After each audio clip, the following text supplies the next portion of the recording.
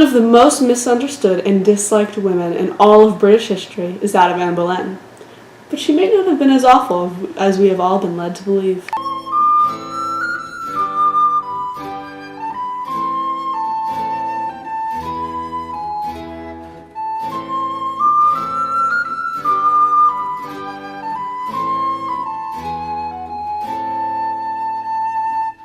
Boleyn was raised in the traditional Renaissance lifestyle, spending time at many courts, mainly that of England and France, learning the skills necessary to charm her way to power.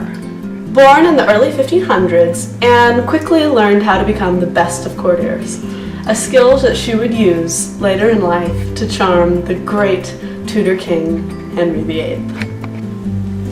Within a matter of time, Henry became enraptured with Anne, desperate to have her. Anne, however, would only accept him if they were to be married.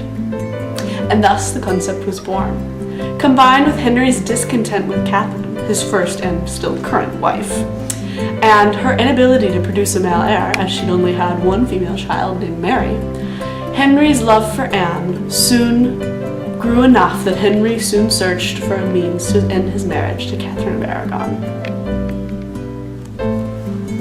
The problem? The Pope refused Henry's plea for divorce. And so Henry, after spending a great amount of time reading about religions in which the king had all the power, decided to break with the Catholic Church, creating the Anglican Church in which he could divorce Catherine. Catherine never accepted their divorce, but Henry was now able to move on from her and begin his marriage to Anne. And so Anne had achieved greatness, rising from the lower end of the nobility to the Queen of England, while also making one of the few love marriages in the history of the English monarchy. However, Anne's story does not end here. Like many queens before her and many after, she began having trouble conceiving and keeping a child, having many miscarriages.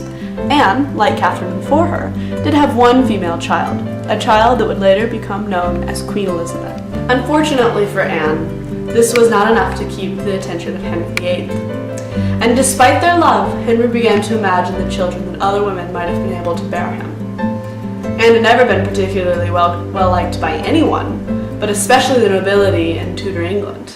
So very quickly the tide changed for Anne Boleyn, swiftly turning against her. May 19, 1536, Anne Boleyn was executed under the false charges of incest, adultery, and conspiracy.